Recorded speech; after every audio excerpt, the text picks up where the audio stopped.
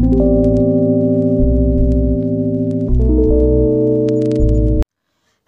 Students, welcome to Tanushree study room. আজকে আমি তোমাদের জন্য নিয়ে চলে এসেছি নতুন আরেকটি পড়াশোনা সংক্রান্ত ভিডিও। আজকের ভিডিওটি সপ্তম শ্রেণীর জন্য। সপ্তম শ্রেণীর কোষে দেখি 1-1 অঙ্ক বইয়ের কোষে দেখির 1-1 1 থেকে 4 পর্যন্ত অঙ্ক আমি আগের ভিডিওতে সলভ করে দেখিয়েছি। আজকে যে বাকি মোট কোষে দেখি 1-1 দেখো 1 থেকে 8টা মোট অঙ্ক আছে, যার মধ্যে আগের ভিডিওতে পার্ট 1-এর ভিডিওতে 1 থেকে 4 অবধি আমি সলভ করে দেখিয়েছি। তো তোমরা যদি সেই ভিডিও না দেখে থাকো, আমি কিন্তু এই ভিডিওর কমেন্ট বক্সে ওই ভিডিওটির মানে পার্ট 1-এর ভিডিওর লিঙ্ক দিয়ে দেব, তোমরা ওখান থেকে দেখতে পারো। তো আজকের ভিডিওতে আমি তোমাদের সাথে শেয়ার করব 5, 6, 7, 8 এই 4টে অঙ্ক সলভ করে দেখাবো। তো চলো বেশি কথা না বাড়িয়ে শুরু করা যাক। এখানে দেখো 5-এর অঙ্কটা কি বলেছে। বলছে একটি খাতার দাম 6.50 টাকা হলে 15টি খাতার দাম কত। এটা খুব সহজ অঙ্ক, ছোটদের মতো। তো বলছে একটা খাতার দাম বলে দিয়েছে, বলেছে 15টা খাতার মোট দাম বার করতে। কি করব আমরা, একটি খাতার দাম কতটা, এটা হচ্ছে 5-এর দাগের। তো 5-এর দাগের কি বলেছে দেখো, বলেছে একটি খাতার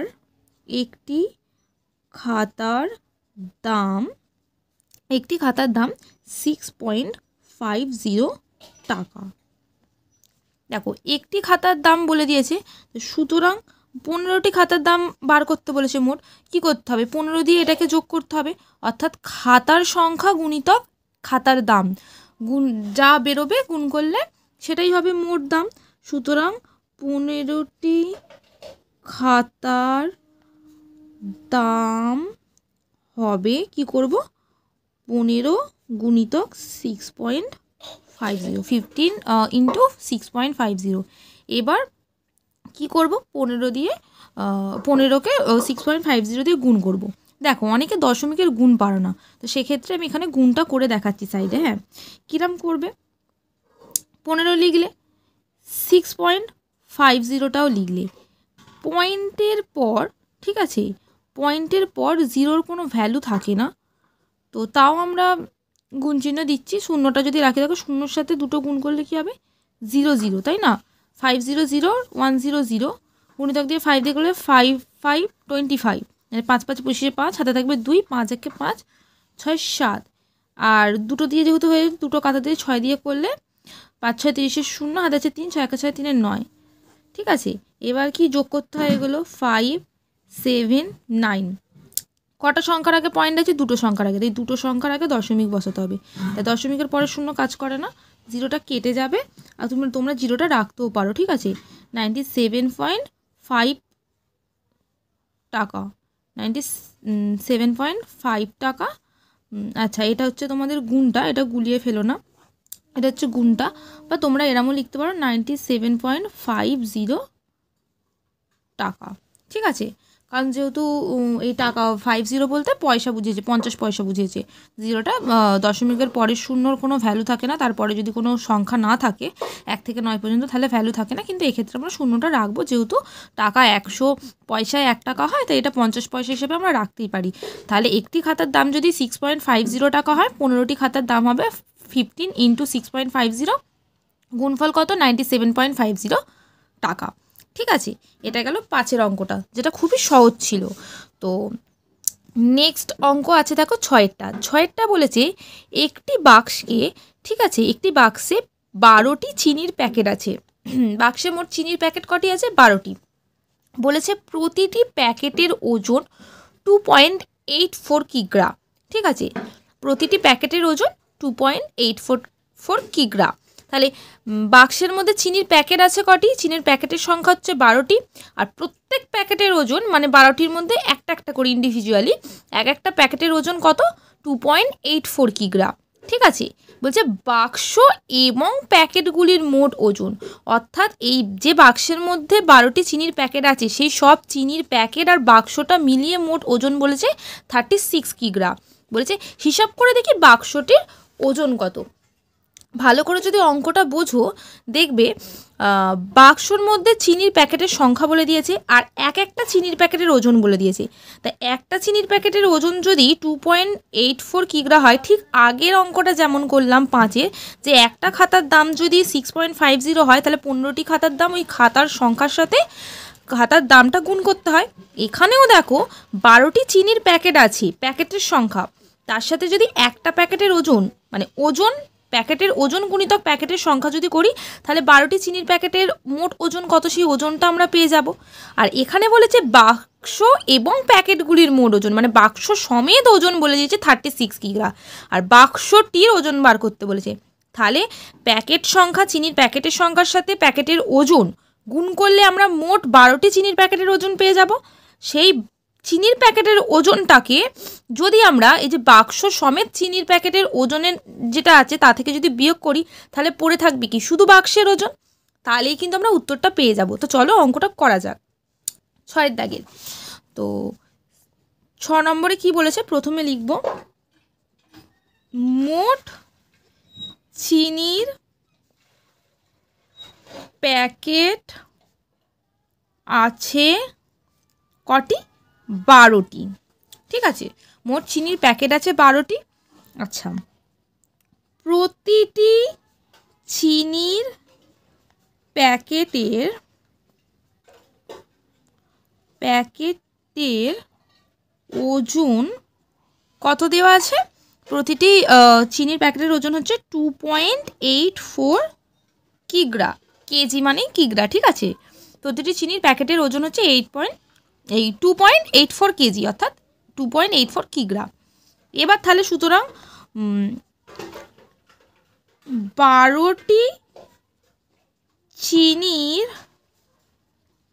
প্যাকেটের মোট ওজন হবে বলে এটা আমরা বার করতে পারি, যে প্যাকেট সংখ্যা দিয়ে দিয়েছে আর বলেছে প্রত্যেকটা প্যাকেটের ওজন 2.84 কিগ্রা।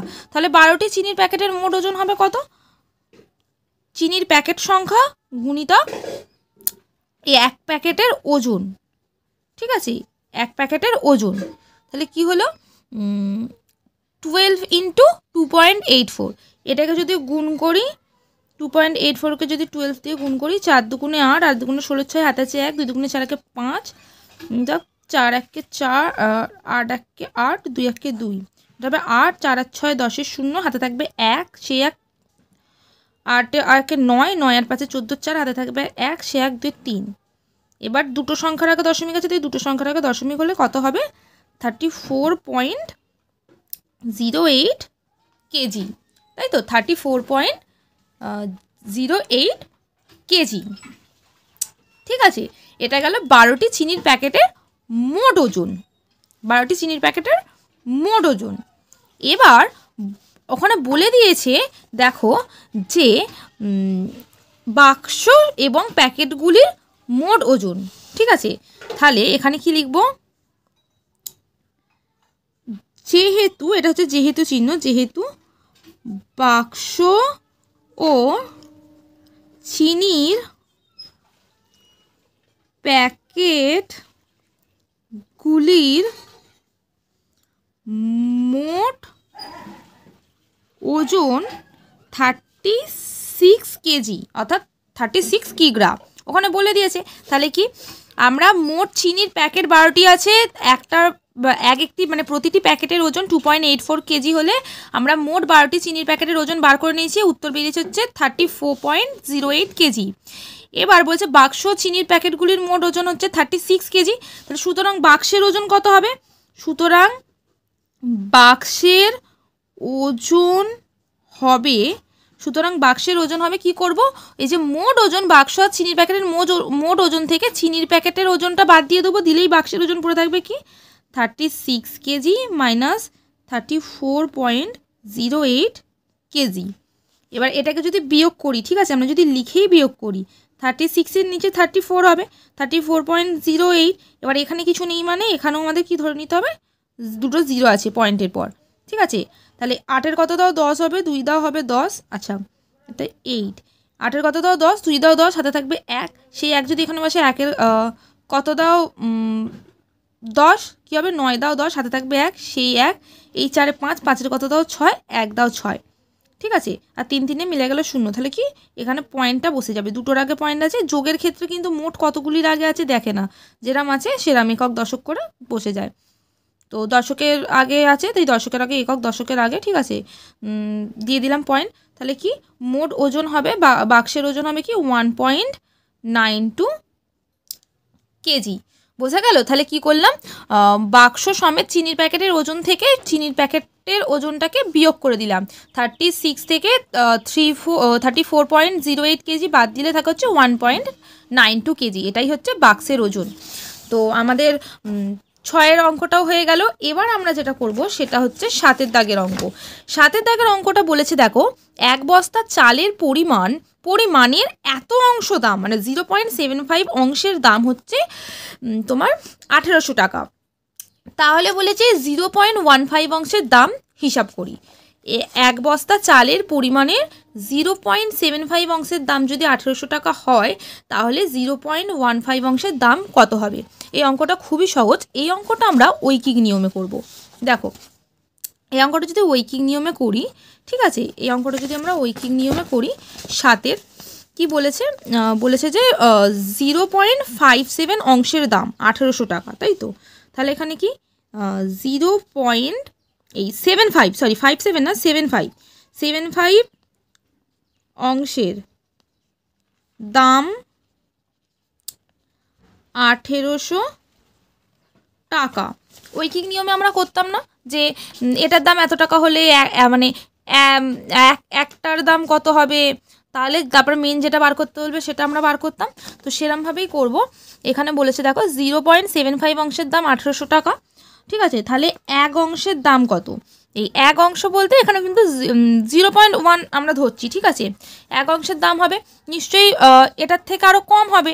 এটার থেকে যেহেতু একটাকে কি ছোট হিসেবে সবসময় ধরা হয়, প্রথমটার থেকে একটাকে ছোট হিসেবে ধরা হয়, ঠিক আছে।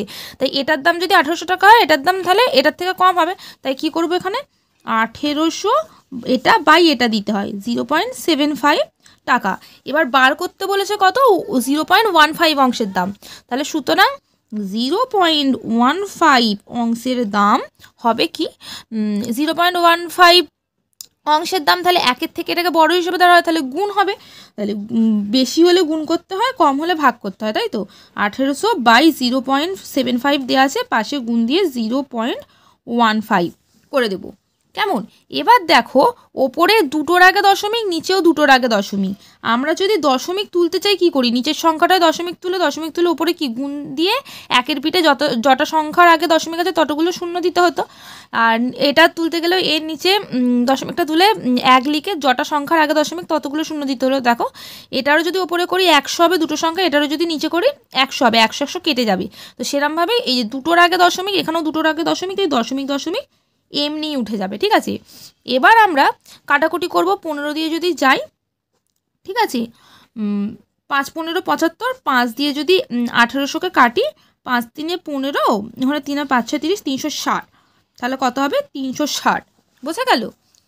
উত্তর হবে সুতরাং 0.15 অংশের দাম হবে 360 টাকা। 360 টাকা, বোঝা গেল অঙ্কটা। তাহলে আমাদের 7-এর অঙ্কটাও হয়ে গেল। এবার আমরা যাব শেষ অঙ্কে আজকের, যেটা হচ্ছে 8-এর দাগের। বলছে অনিতাদি তার জমির পরিমাণের অর্ধেকের 7/8 অংশ, মানে 8-এর 7 অংশ নিজের ভাইকে দিয়েছেন, ঠিক আছে। অনিতাদি তার জমির পরিমাণের অর্ধেকের 8-এর 7 অংশ নিজের ভাইকে দিয়েছেন এবং বাকি জমি 3 ছেলেকে সমান ভাগে ভাগ করে দিলেন। প্রত্যেক ছেলে কত অংশ জমি পেল তা একটি চিত্রের সাহায্যে দেখাই। আচ্ছা, চিত্রের সাহায্যে দেখাই প্রত্যেক ছেলে কত অংশ জমি পেল। চিত্রটা যদি আমরা বাদ দিই, পরে যদি আঁকি, তার আগে আমাদের কি অঙ্কটা করে নিতে হবে। দেখো, ওখানে বলেছে অনিতাদি তার জমির পরিমাণের অর্ধেকের 8-এর 7 অংশ নিজের ভাইকে দিয়েছেন। এবার অনিতাদির জমির পরিমাণ কত সেটা তো আমরা জানি না, তাই আমরা এখানে লিখব যে 8-এর দাগের অঙ্কটা, যে ধরি আমরা ধরে নেব জমির পরিমাণ। অনিতাদির জমির মোট পরিমাণ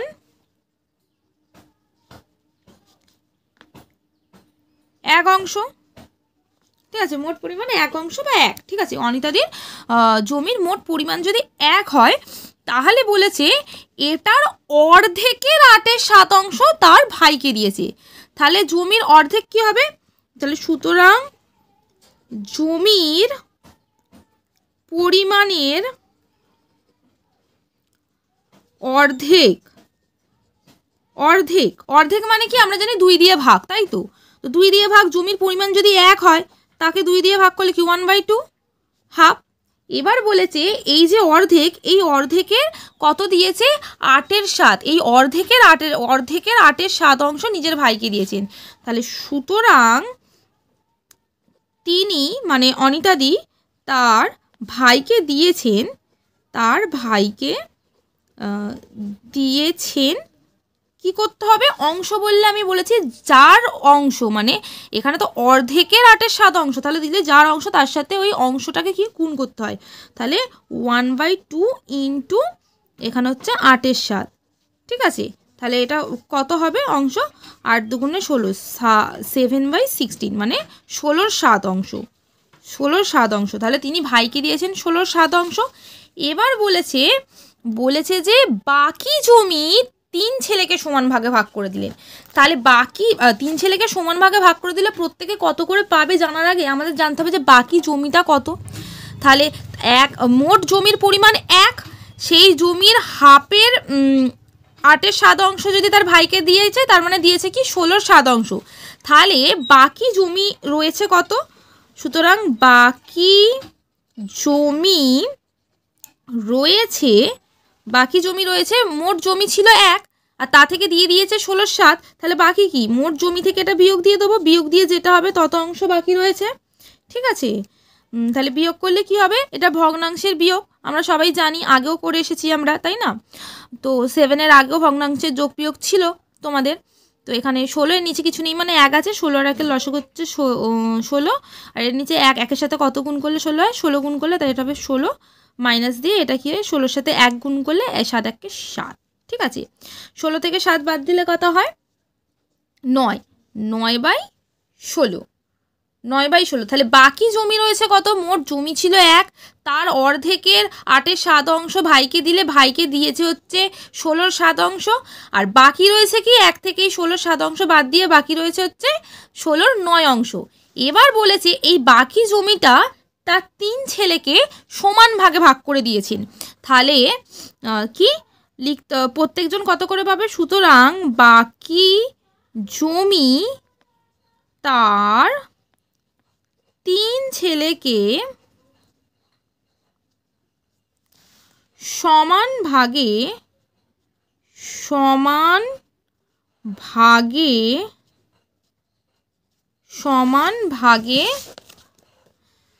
3 ছেলেকে সমান ভাগে ভাগ করে দিলে প্রত্যেকে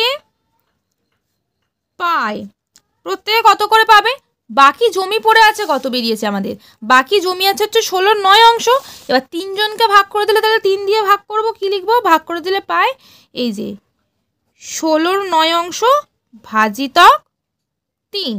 আর আমরা জানি ভগ্নাংশের এরমভাবে ভাগ করা যায় না, এরমভাবে করতে গেলে এটাকে আমরা কি উল্টে নিই। এই 3-এর নিচে কিছু নেই মানে কি আছে? একটা 1 আছে। 3-এর নিচে কিছু নেই মানে একটা 1 আছে, এই একটা লিখবে না তোমরা, আমি বোঝানোর জন্য জাস্ট করলাম। 3-এর নিচে কিছু নেই মানে 1 আছে। তাহলে 16/9-এর সাথে যদি গুণ করি উল্টায়, তাহলে কি হয়ে যাবে? ওপরে 1টা চলে যাবে, নিচে 3 চলে আসবে। এবার যদি কাটাকুটি করে দেখো 3 দিয়ে 9 কাটা যায়, 3 3-কে 9, তাহলে ভাগফল কত বেরোলো? 16/3। তাহলে ভাগ করে দিলে 3টে ছেলেকে সমান ভাগে ভাগ করে দিলে 16/9 জমি যদি 3 জন ছেলেকে সমান ভাগে ভাগ করে দেয় অনিতাদি, তাহলে প্রত্যেক ছেলে পাবে কত? 16/3, 16/3 করে। তাহলে আমরা উত্তরটা পেয়ে গেলাম যে মোট জমি 1 ধরেছিলাম, তাহলে তার ভাইকে দেওয়া হয়েছিল 16/7 বাকি জমি তিনজন ছেলের বাকি জমি বেরিয়েছিল হচ্ছে 16/9 তিনজন ছেলেকে সমান ভাগে ভাগ করে দিলে প্রত্যেক ছেলে কত করে পেয়েছে 16/3 করে। এবার তোমাদের দেখো অঙ্ক বইয়ের নিচে একটা কথা লেখা ছিল যে প্রত্যেক ছেলে কত অংশ জমি পেল তা একটি চিত্রের সাহায্যে দেখাই। তো প্রত্যেক ছেলে তো 16/3 করে পেয়েছে, এটা তো একটা আমরা জেনে গেছি উত্তরটা। যদি চিত্রের সাহায্যে দেখাই, দেখো মোট অংশ মানে 1 অংশ সমান কি এখানে 16, কারণ দেখো ওর ভাইও পেয়েছে 16/9, এই 16/9 বলছি সরি, ওর ভাই মানে অনিতাদি তার ভাইকেও দিয়েছিল হচ্ছে 16/7, আর বাকি যে 16/9 ছিল সেটা সবাই মিলে পেয়েছে কি 16/3 করে তিনজন পেয়েছে। তো মোট কি 16, তাই আমরা ধরো একটা ধরে নেবো এই যে জমিটাকে 16 ভাগে ভাগ করে নেবো। 16 ভাগে ভাগ কিভাবে করব, ধরো এরকমভাবে যদি 4টে লাইন কাটি 1 2 3 4, আর এরমভাবে যদি 4টে লাইন কাটি তাহলে মোট 16টা ছক হয়। ঠিক আছে, 1 2 3 4 5 6 7 8 9 10 11 12 13 14 15 16, এই 16-র মধ্যে ঠিক আছে এই 16-র মধ্যে ধরো 7 অংশ পেয়েছে হচ্ছে, আচ্ছা শুধু ভাইদের দেখাতে বলেছে 16/3 ভাইরা পেয়েছে, মানে 16-র ধরো একজন ভাই এই 3টে অংশ পেয়েছে, মানে এই 3টে ছক পেয়েছে, অন্যজন ভাই হচ্ছে এই 3টে ছক পেয়েছে।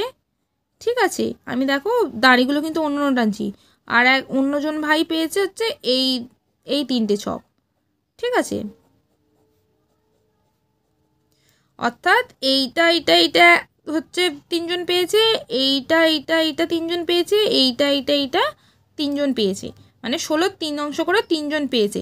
মোট দেখো 1 2 3 4 5 6 7 8 9, তাই তো এই 9 অংশই 16/9 অংশই বাকি জমি পড়েছিল, আর বাকি যে দেখো 1 2 3 4 5 6 7, এই যে টোটাল 16/7 মানে এই যে ফাঁকা জমিটা কার, না অনিতাদির ভাইয়ের। এটাই হচ্ছে ছবিটা। ঠিক আছে, তোমাদের তো ছবি আঁকতে পরীক্ষায় দেবে না, অঙ্কগুলোই করতে দেবে। তো আজকের ভিডিওতে আমি তোমাদের সাথে শেয়ার করলাম হচ্ছে কষে দেখি 1-এর 5 6 7 8 এই 4টে অঙ্ক। এর আগের পার্ট 1-এ কিন্তু 1 থেকে 4 পর্যন্ত করে দিয়েছি। আমি কমেন্ট বক্সে এই ভিডিওর কমেন্ট বক্সে তার লিঙ্ক দিয়ে দেবো, তোমরা অবশ্যই চাইলে দেখে আসতে পারো। আর যদি ভালো লেগে থাকে ভিডিওটি তাহলে একটি লাইক অবশ্যই করে দিও। আর আরও নতুন আরও তোমাদের প্রয়োজনীয় ভিডিও পাওয়ার জন্য, এডুকেশনাল ভিডিও পাওয়ার জন্য চ্যানেলটি সাবস্ক্রাইব করে রাখতে পারো। আজকের মতো এইটুকুই, টাটা।